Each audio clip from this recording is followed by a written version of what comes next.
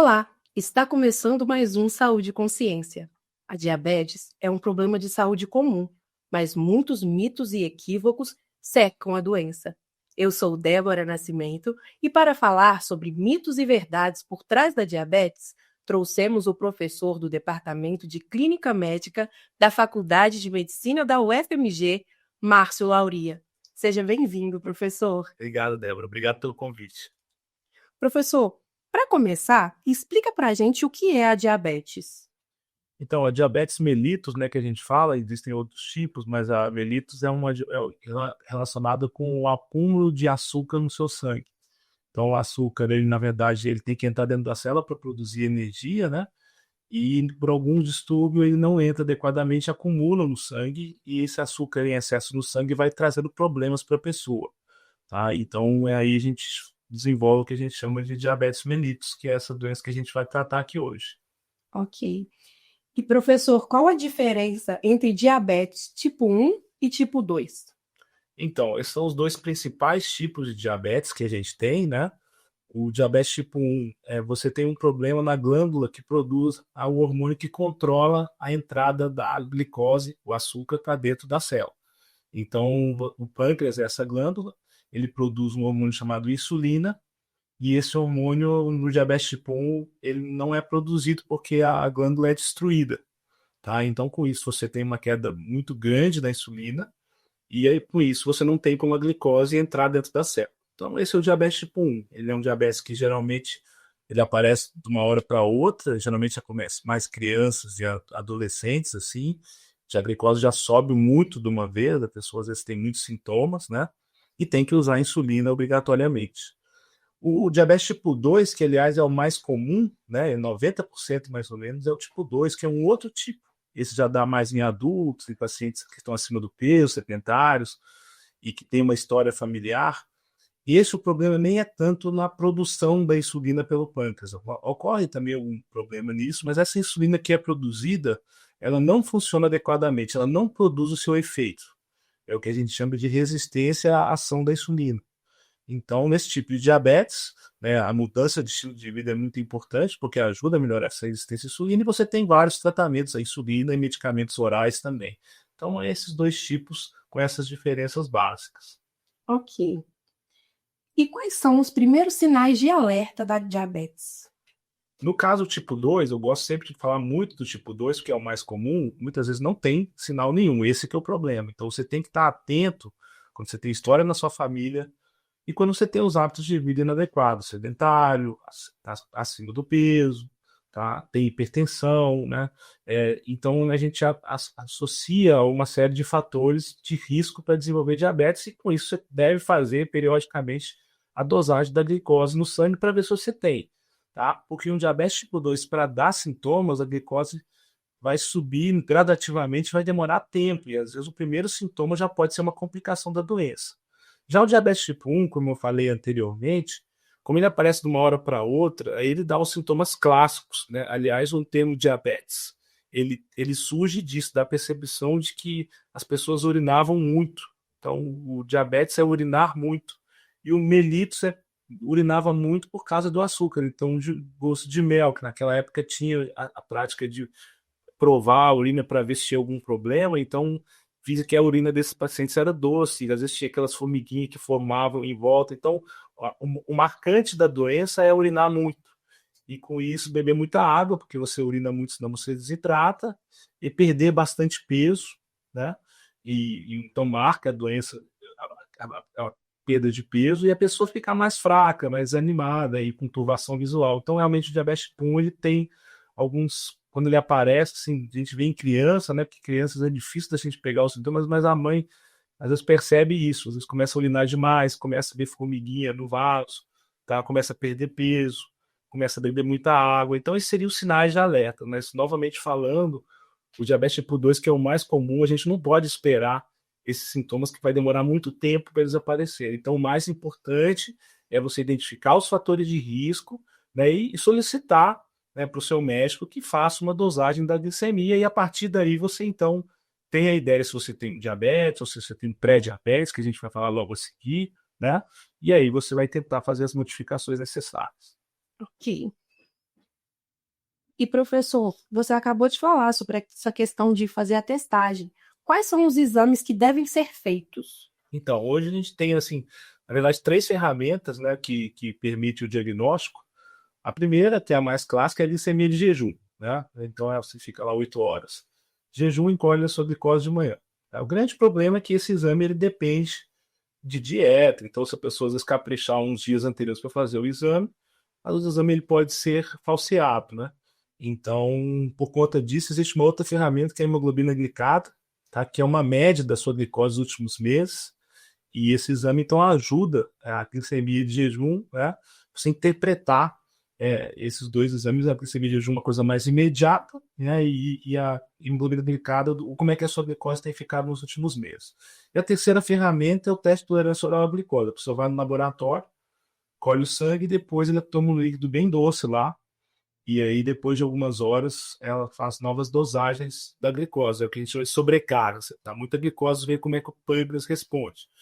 Esse é utilizado em situações específicas, né? A gente pode discutir na grávida ou em pacientes que têm muitos fatores de risco, mas realmente de rotina a gente costuma fazer em todo mundo, né? Tricemia de jejum e hemoglobina glicada, elas estando alteradas, a gente pode eventualmente fazer outros testes. Certo. E agora vamos falar sobre a pré-diabetes. O que é e como ela se diferencia da diabetes? A pré-diabetes ela começa com um valor assim de glicose que não é o critério de diabetes, né?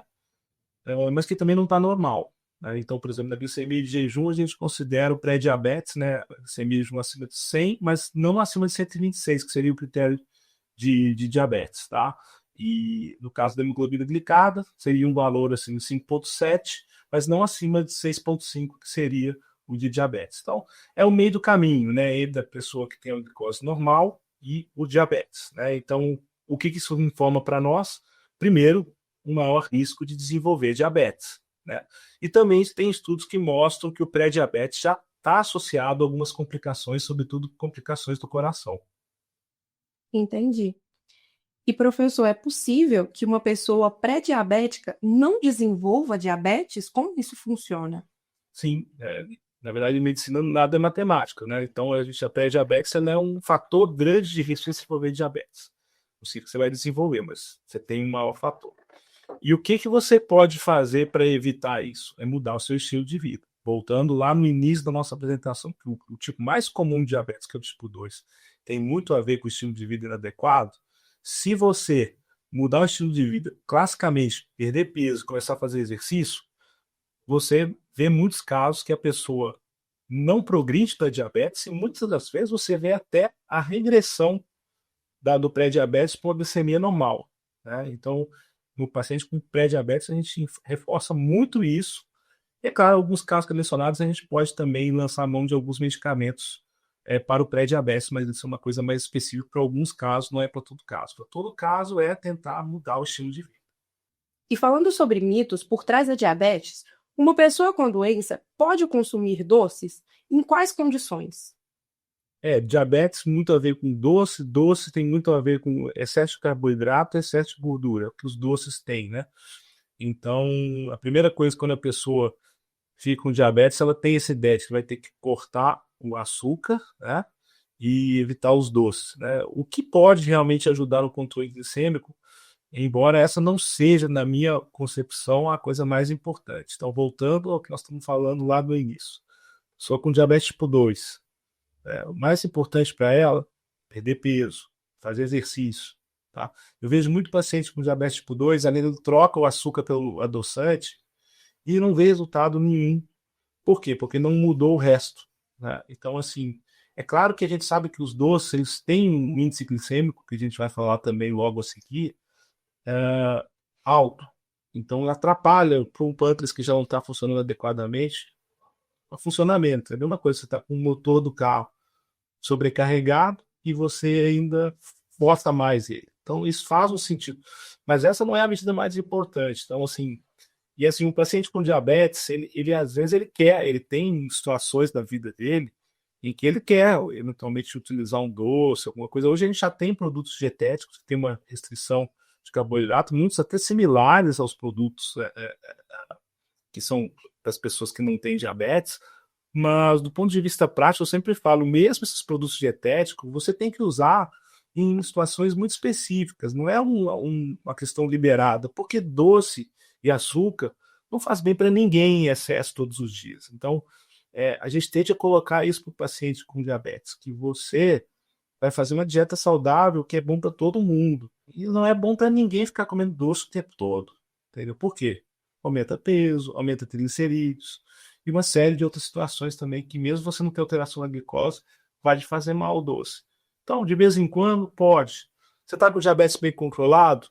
Pode, de vez em quando. Acho que depende muito do controle. Tudo depende. Eu acho que ficar com isso, então o doce ele não é a pior coisa, tá? E existem medidas que são muito mais importantes do que simplesmente trocar o açúcar pelo adoçante. Ok.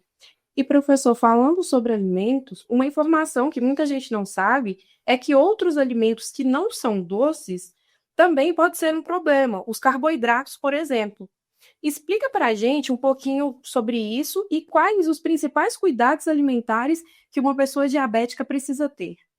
Então assim, o carboidrato, na verdade, ele vira açúcar dentro do nosso organismo, vira glicose, né? Então, em situações assim específicas, né, que a pessoa tem uma dificuldade do processamento do carboidrato, isso deveria ser utilizado com parcimônia, com cuidado.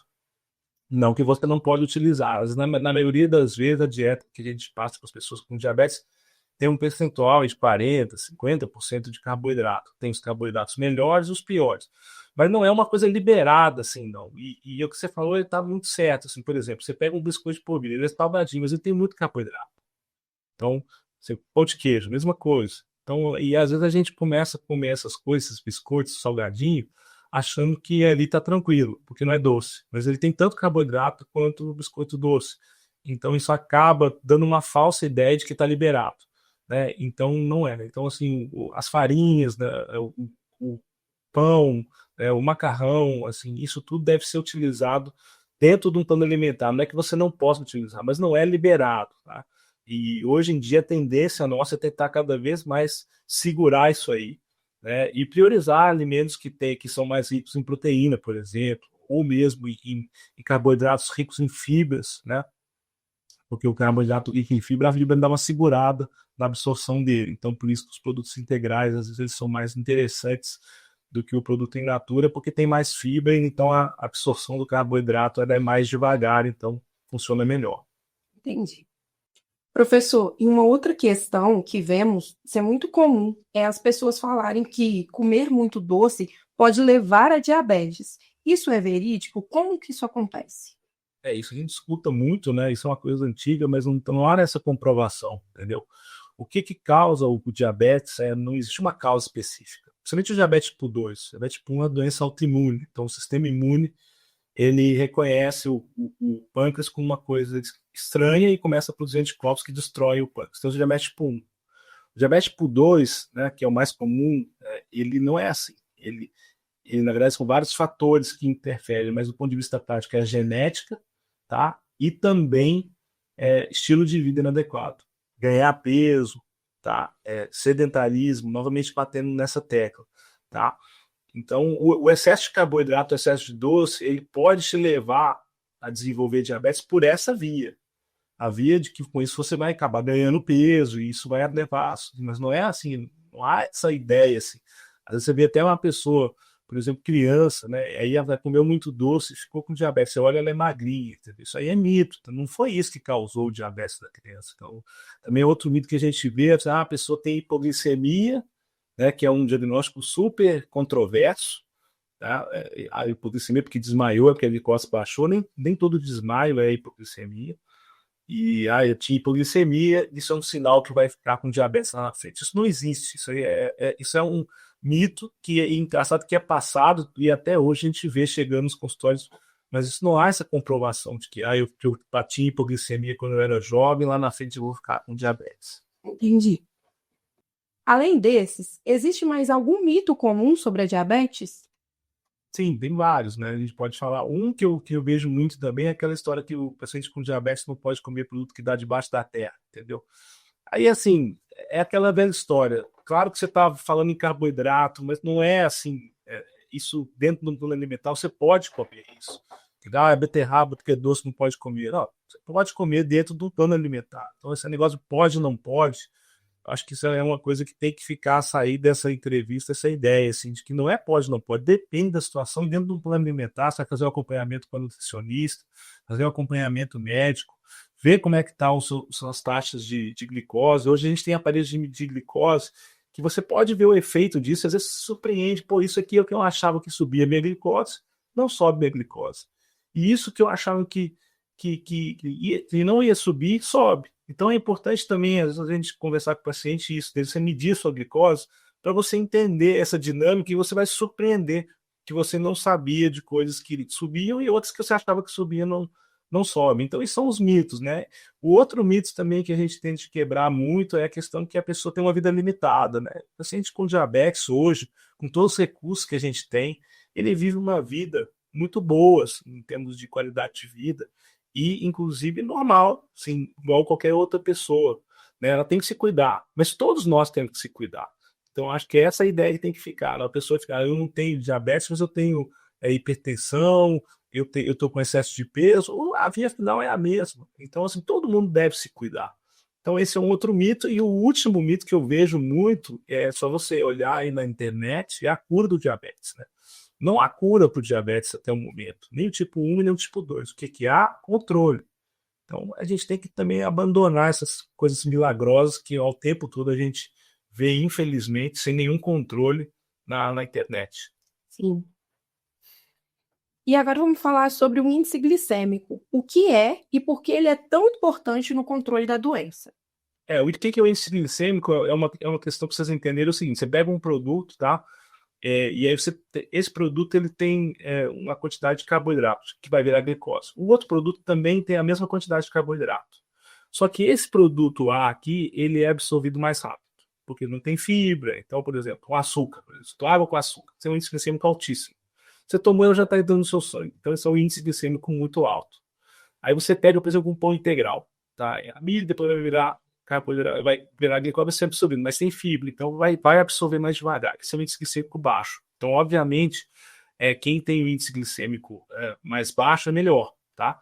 A gente tem uma tendência hoje a não valorizar tanto o índice glicêmico, pelo seguinte: a maioria das nossas refeições são mistas. Né? Então, se eu pego, por exemplo, um produto com baixo índice glicêmico, tá tranquilo. Às vezes eu posso pegar um produto com alto índice glicêmico que vai subir rápido, mas se eu botar uma proteína, uma fibra ou uma gordura saudável para ele junto, você atrasa a absorção da mesma maneira. Então, mesmo que o produto tenha um alto índice glicêmico, mas se você misturar com outros produtos, né, seria melhor. Então, dá para você conviver com isso. Então, o índice glicêmico ele já foi uma coisa que a gente valorizou mais, a gente fica atento, principalmente aos alimentos que têm alto índice glicêmico, mas a gente tem estratégias para lidar com isso sem ter que ficar cortando as coisas. Hoje em dia, a nossa ideia é cortar o menos possível. Infelizmente, o diabetes ele virou uma doença e estigmatizamos por isso. O cara não pode comer nada, tá? E as concepções nossas atuais não são essas, entendeu? Você pode comer a grande maioria das coisas dentro do plano alimentar, tentando perder peso. Como é que você vai perder peso comendo de tudo, entendeu? Você tem que restringir. Então, essa que é a ideia mais atual sobre essa abordagem alimentar. Então, restringir o menos possível para que a qualidade de vida da pessoa não seja prejudicada. Entendi. E professor, eu já vi alguns vídeos de redes sociais de pessoas com diabetes que existe mais de um tipo de insulina. Explica para a gente como elas funcionam e quando elas são indicadas. Elas têm dois grupos de insulina, né, que a gente tem, né, as que a gente chama de basais ou de longa duração, tá? E as de ação rápida, né? Tentando imitar o que o nosso pâncreas faz. O que o nosso pâncreas faz geralmente, né? Quando a gente está agora, por exemplo, sem alimentar, ele produz uma quantidadezinha pequena de insulina, tá? O dia inteiro, para fazer outras ações no nosso organismo. Mas quando a gente alimenta, o nosso pâncreas libera uma quantidade maior de insulina para cortar o excesso de carboidrato que chegou no sangue. Então, isso é o que o nosso pâncreas faz. Então, tentando imitar essa fisiologia, a gente tem essas insulinas que ficam durando mais tempo no nosso organismo, tá? Que fazem o que a gente chama de basal, e as de correção, né? Que é quando a sua glicose está alta ou quando você vai alimentar. Né? Então, assim, por exemplo, a gente tem a insulina NPH, que não é uma insulina de ação tão longa, mas ela é de uma ação intermediária. Então, talvez você tenha que usar 2, 3 vezes ao dia.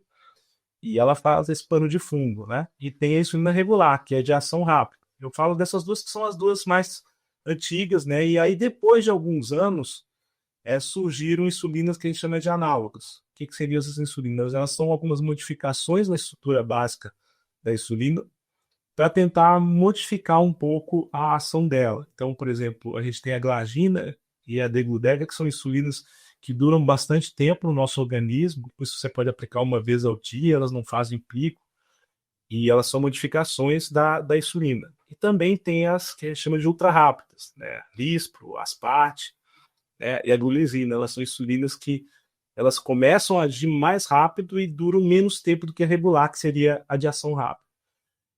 Então, assim, o que eu penso em relação a essas insulinas? Assim, tem uma questão de custo, né? Varia muito o acesso, né? Tem algumas que você tenha acesso, e você vai, assim, principalmente paciente com diabetes tipo 1, faz uma grande diferença o uso dessas análogos, porque dá menos hipoglicemia. Então, essas insulinas mais novas, uma grande vantagem delas, na minha opinião, é dar menos hipoglicemia, que é uma grande vantagem mesmo, porque o tratamento do diabetes com insulina um grande pedra no sapato são as hipoglicemias. Então, se você consegue ter um tratamento que leva menos hipoglicemia, você melhora a qualidade de vida e melhora inclusive a aderência do paciente a isso. E até por conta disso, mesmo no SUS, a gente tem acesso às insulinas análogas, né? Atualmente a gente está com a Lispro e com a Glargina para os pacientes com diabetes tipo 1. Para os pacientes com diabetes tipo 2, são as tradicionais que estão disponíveis na rede pública, regular e NPH. Alguns pacientes também se beneficiam porque fazem hipoglicemia com essas insulinas. Então, a grande vantagem dessas novas insulinas, na minha opinião, é uma flexibilidade de horários que você pode ter e principalmente menos hipoglicemia que elas dão. Entendi. E, professor, pessoas com diabetes precisam aplicar insulina sempre que forem se alimentar? Depende. Depende do esquema de insulina que você está utilizando. Alguns pacientes, diabetes tipo 1, sempre, porque, voltando ao que a gente explicou, não tem o pâncreas, então vai ter que ficar aplicando insulina o dia inteiro para fazer isso. Mas o diabetes tipo 2, ele ainda tem um pâncreas que funciona parcialmente.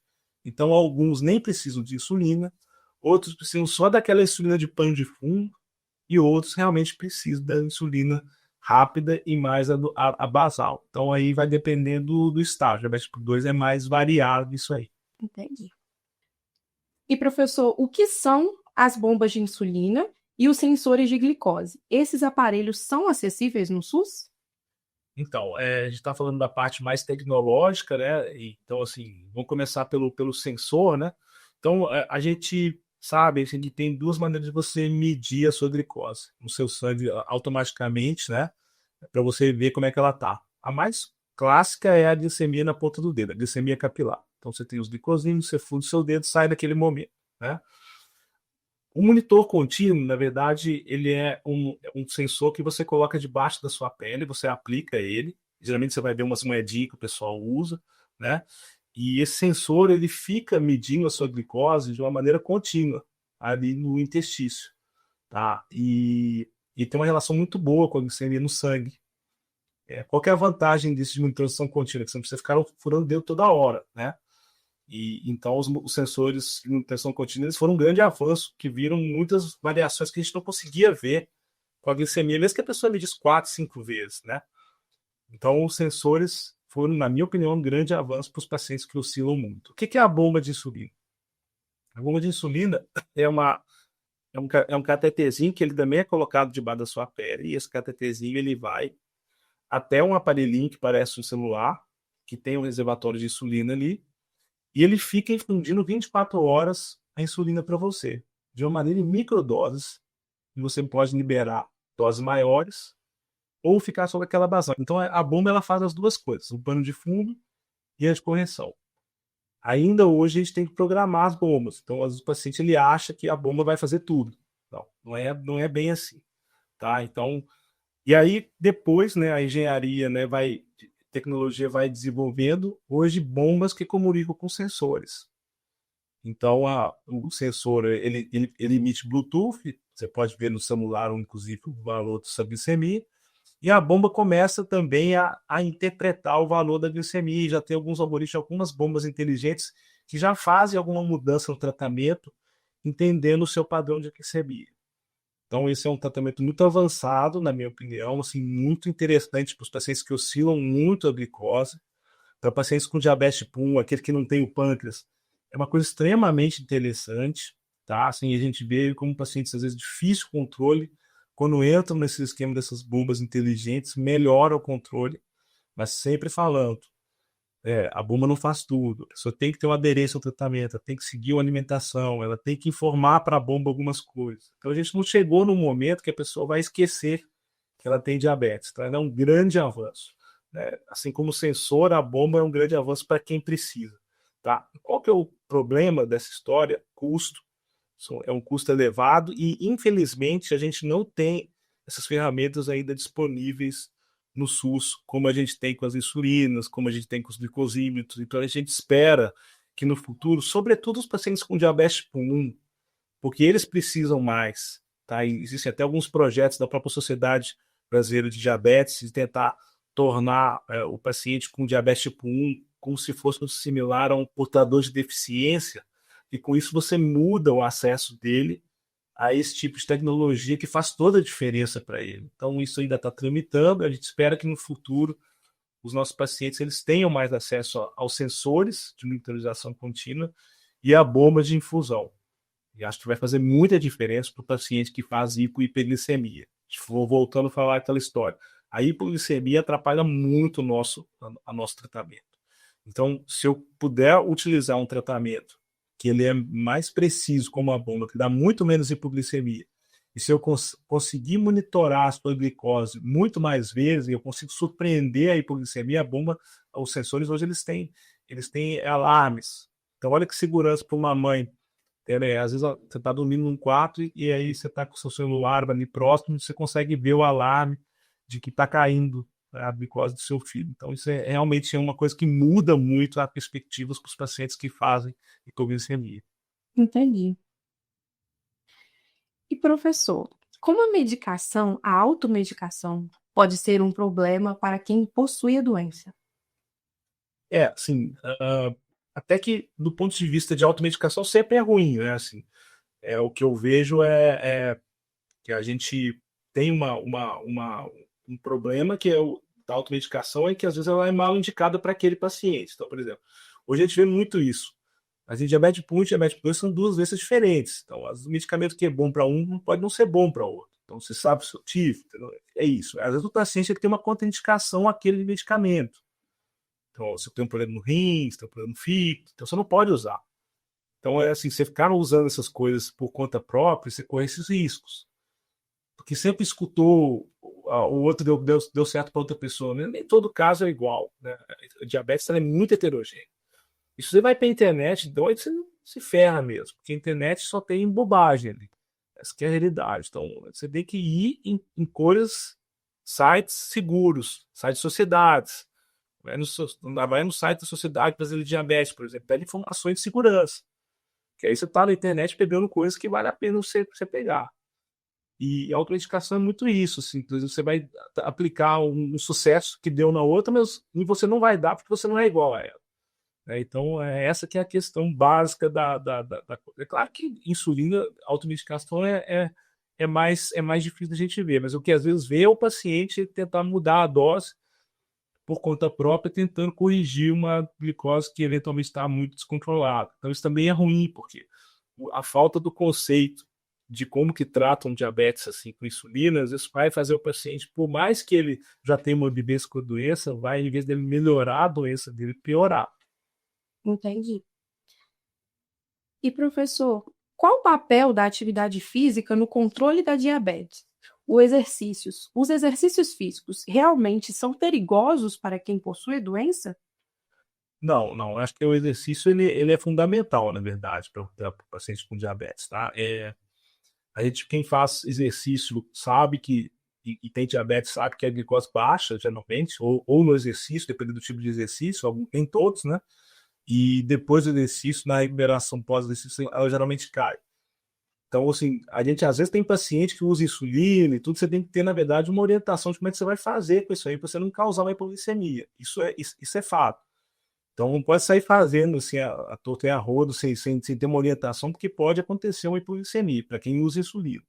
Mas assim, a gente não proíbe de forma alguma, são situações muito específicas que a gente fala para a pessoa não fazer algum tipo de exercício, não fazer nenhum tipo de exercício. Eu não lembro a última vez que eu fiz isso, porque eu vejo que o benefício do ponto de vista geral, voltando lá, para perder peso, para a saúde do coração, o problema, a gente ainda não falou, mas o grande problema do diabetes, que são as complicações dele, tem muito a ver com o problema do coração, o risco de infarto, né? Então, que é uma coisa que mata as pessoas, né? Então, o exercício é fundamental para isso. E para controle do diabetes também, o paciente que faz exercício, ele usa muito menos remédio, porque ele consegue um controle das mudanças de estilo de vida. Então, é claro que tem que ter uma orientação do melhor exercício, né, da questão de se você está apto para fazer, acho que também deve procurar uma orientação médica, mas a cada dia a gente tem de evitar barreiras, entendeu? E a principal barreira que eu vejo do exercício é a falta de tempo, né? A gente tem que vencer essa barreira também, porque esse é o grande problema. O paciente ele acaba não tem tempo, a gente entende todo mundo, né? Mas tem que arrumar um tempinho para fazer alguma coisinha. Isso já resolve alguma coisa. Então, exercício eu acho que é uma pedra fundamental no tratamento de todas as pessoas e com diabetes ainda mais importante. Entendi. Professor, você falou agora sobre algumas complicações que o diabetes pode trazer. Você pode citar algumas para a gente? Sim, então as clássicas, né, são as complicações na retina, a gente chama de retinopatia, né? Então pode levar à cegueira, né? A principal causa de cegueira nas pessoas numa idade que ele poderia estar trabalhando, né?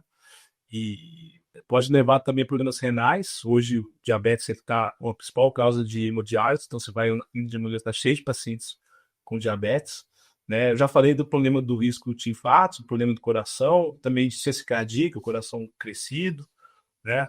Tem o problema da neuropatia, né? Que você leva a sensibilidade dos nervos, você começa a machucar sem ver, isso pode levar a uma amputação nas pernas. A gente tem hoje a principal causa de amputação não traumática no nosso meio também é o diabetes, né? Então, você vê que realmente é uma questão assim, muito complexa, assim, porque pega doenças que são muito estigmatizantes e muito prevalentes. Assim. Então, você vai numa clínica de oftalmologia que os pacientes não estão enxergando, cheio de pacientes com diabetes.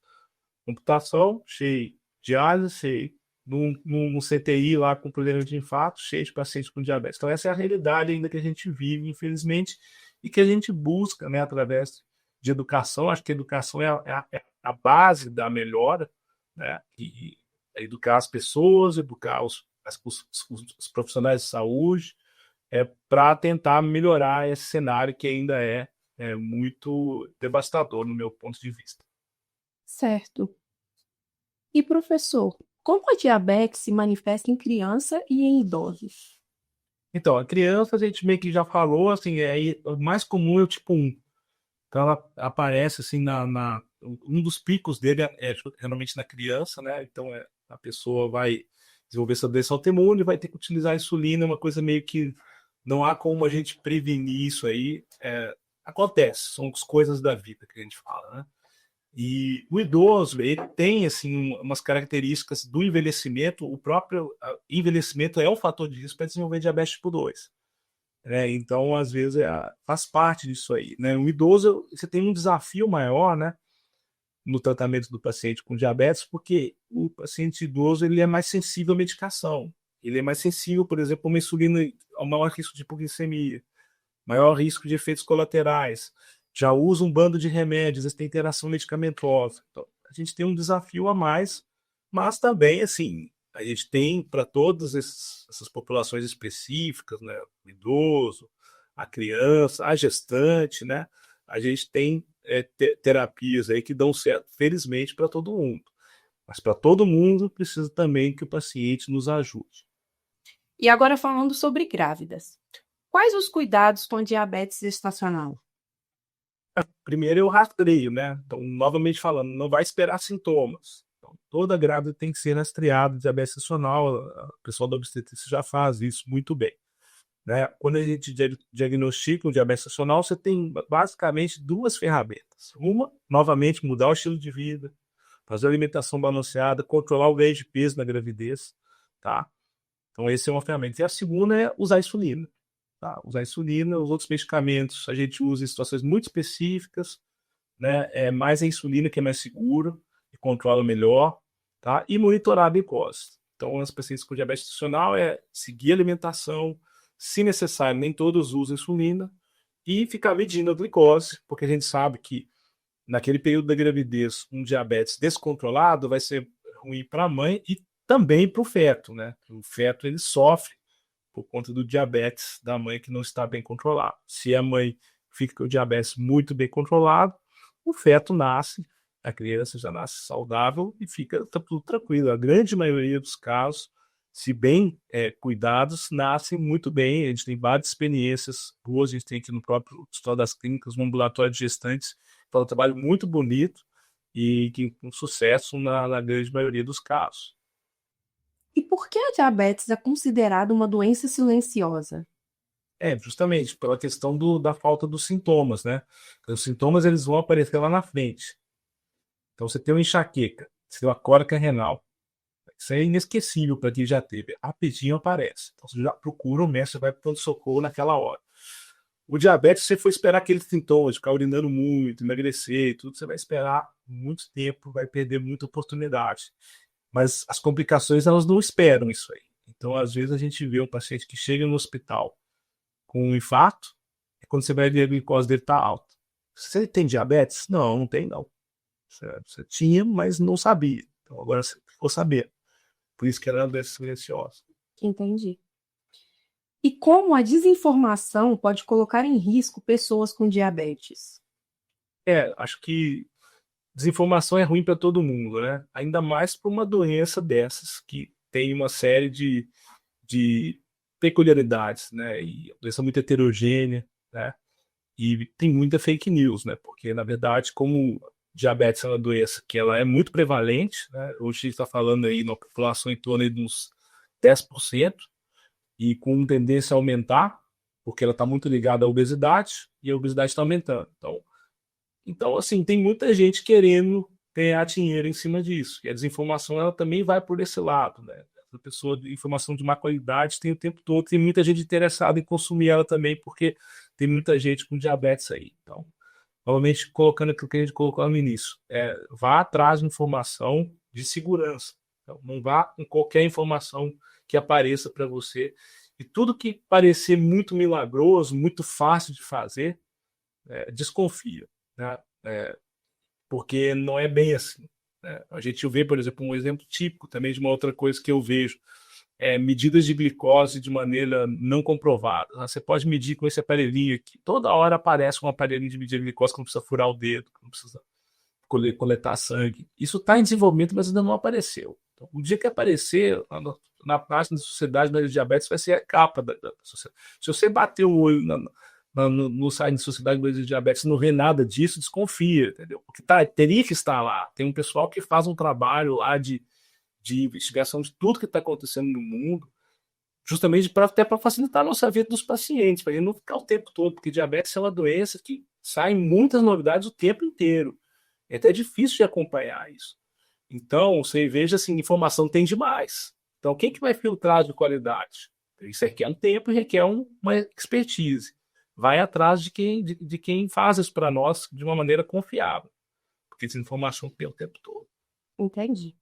E professor, você é coordenador da Liga de Diabetes e do Ambulatório Multidisciplinar de Diabetes, certo? Você pode comentar para a gente um pouquinho sobre esses projetos? Sim. Esses são projetos que, na verdade, quem idealizou eles foi o professor Rodrigo Fosco, que ele é aqui da faculdade também, né? E alguns anos atrás eu assumi a coordenação. A Liga de Diabetes ela é uma liga de estudantes, né, de medicina. Hoje a gente também tem estudantes de nutrição que participam lá conosco, né?